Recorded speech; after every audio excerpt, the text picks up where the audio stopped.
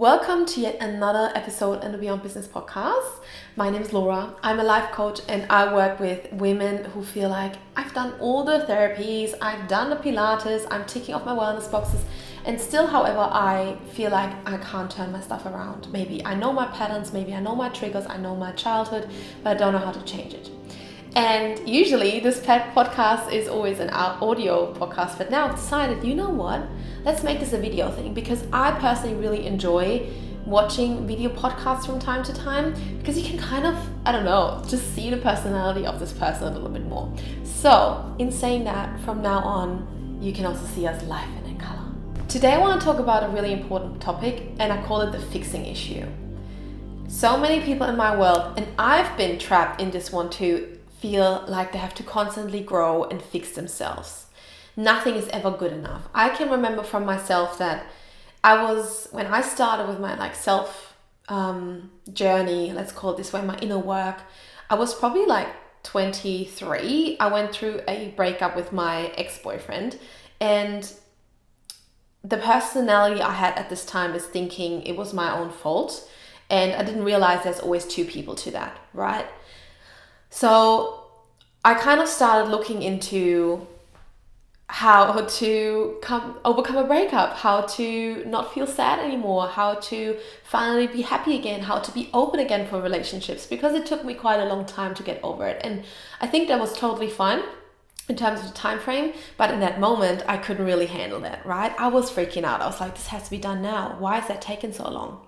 Why am I still thinking about this person that clearly doesn't want to be with me, and I also don't fit with them? But why is it still feeling so exhausting?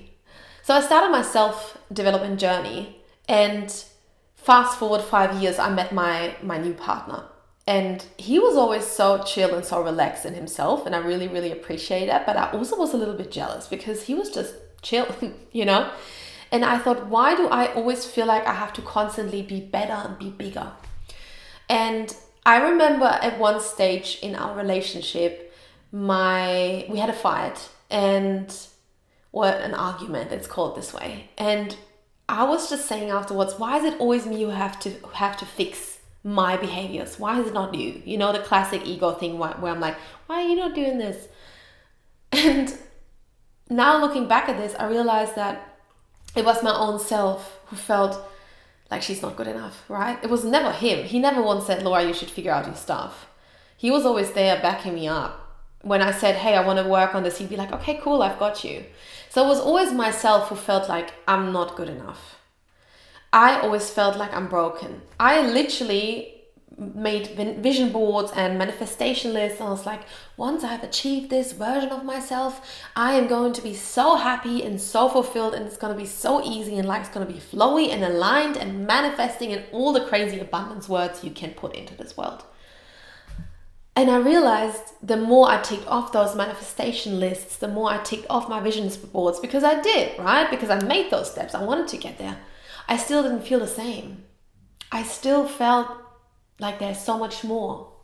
It kind of was overwhelming. Every time I would go into a library or a bookshop, there were so many self-help books, and I was like, oh my God, I need to read them all. I'm looking at my little shelf over there. I still can see at least 5 books, which I just bought because I thought I have to own those books to be good enough. Never read them.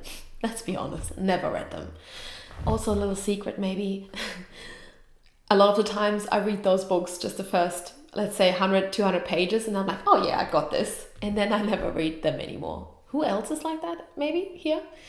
Anyways, what I want to say is I was constantly trying to be better and to be bigger, not realizing how I would harm myself with that, and also my relationship. Because, for example, another story of mine is that was also 5 years back. So 3 years into my current relationship, I was part of a friends group, which was really beautiful. Everyone was really lovely, but everyone was really in the self-development world, right? So we were constantly talking about that stuff. There were no other topics.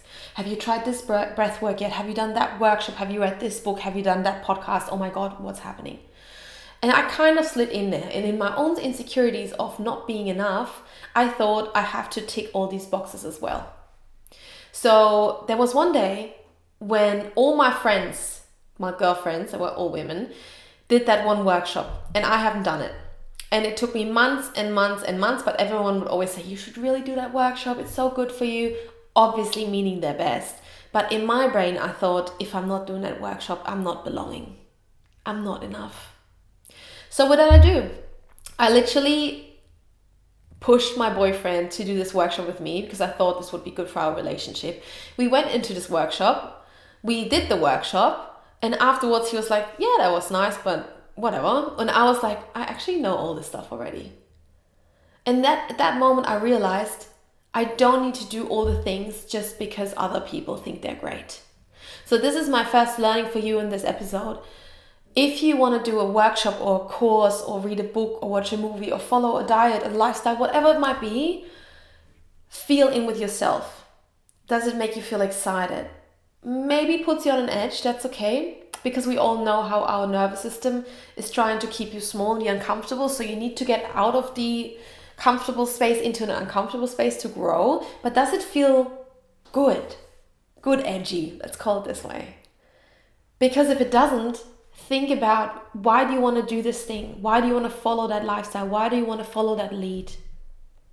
Is it your own excitement? Is it someone else's? Is it your need to belong, to be worthy? Because if that's the case, the need to belong, to be worthy, I'm telling you right now, you are not broken. Stop fixing yourself.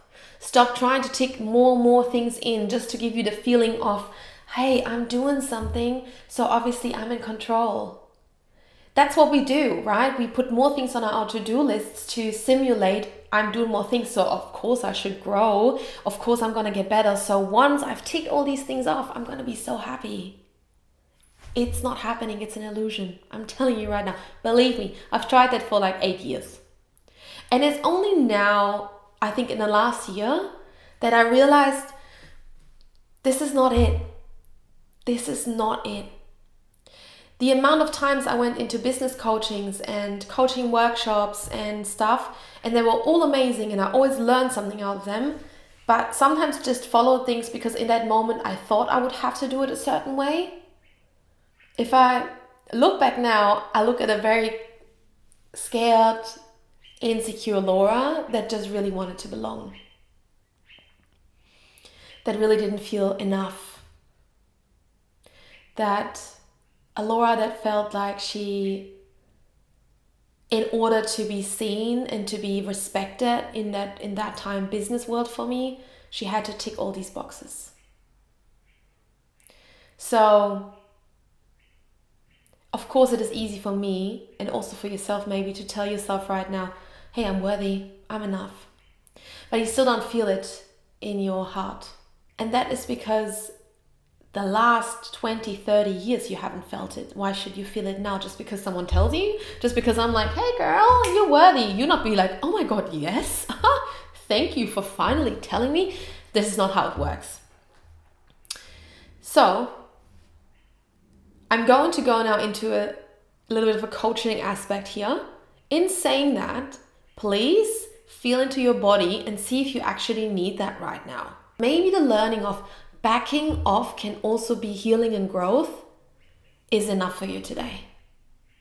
But if you want to hear how you can actually transform this, stick with me. If you're just simply dreaming of being somewhere over here, but you're still here and you're constantly latching on the future, constantly looking into this, my higher version, the best version of me, and you realize the more and more I do, I'm still not making it there because the feeling of happiness is just not happening, this is for you. So, somewhere along in your childhood, you learned that you maybe are not enough, that you're maybe not allowed to make mistakes because mistakes are bad, that maybe something outside of you happened that turned your world upside down and you thought it's your fault.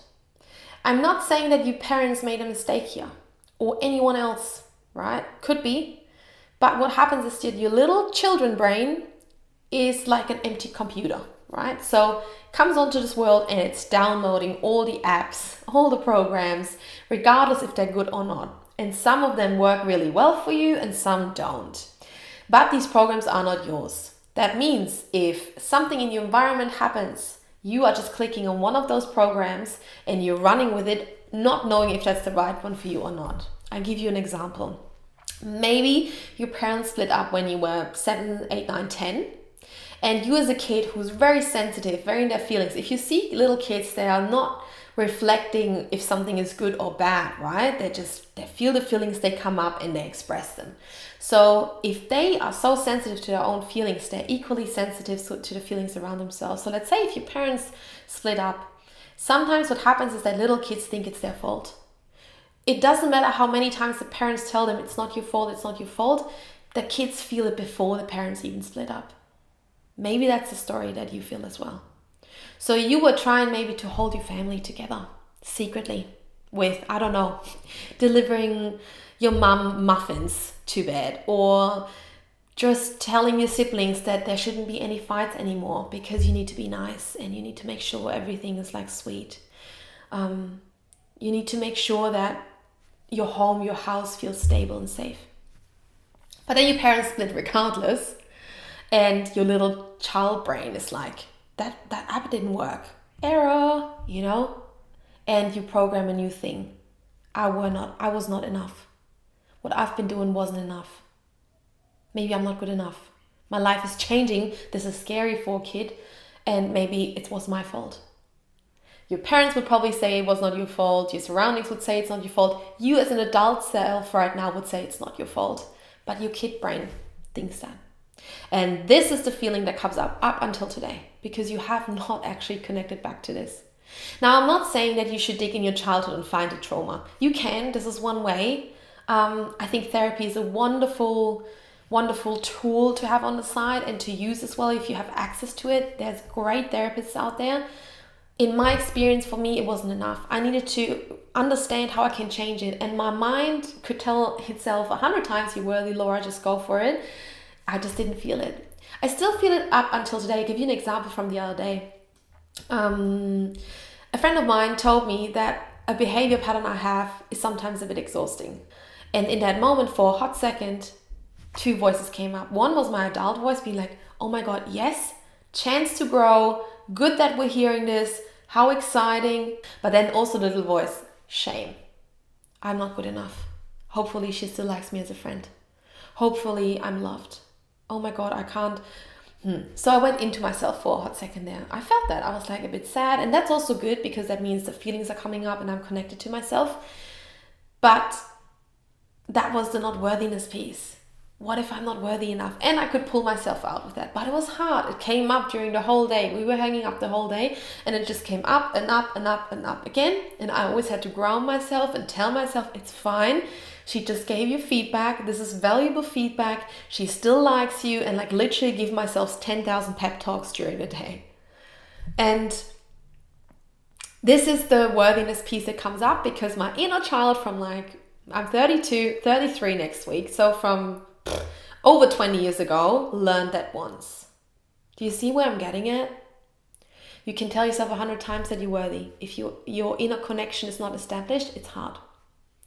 So if you want to try and establish that inner connection, maybe go on a little bit of a discovery. First of all, figure out, hey, where's that thing even coming from? Where is maybe even the delusional thought? Because again, mine was also a delusion. It was not real. My little brain thought that. Where was that coming from? And then from there, see if you can connect to that voice. Every time she comes up during your day, be like, oh, there she is. Oh, there too. Oh, yeah, okay. And just allow yourself to connect to it. Usually we try and push it away. But for a hot second, try and integrate it. Just let it be there. You don't need to fix it. You are not broken. I repeat myself again.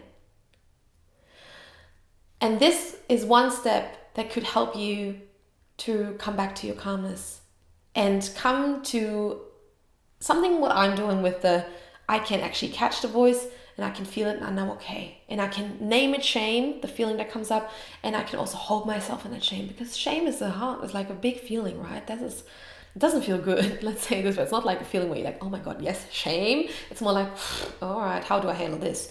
And you need to be really connected to yourself to still keep going in your daily life and not to withdraw and be angry or sad, or even to kind of take the opportunity away from you for example, saying, oh, I'm just not, okay, I'm not going to call them anymore.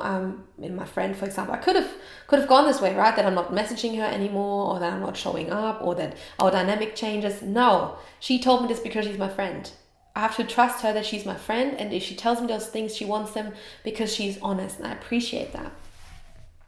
This is one part of my inner yes method, because I'm a strong believer of a really solid inner yes.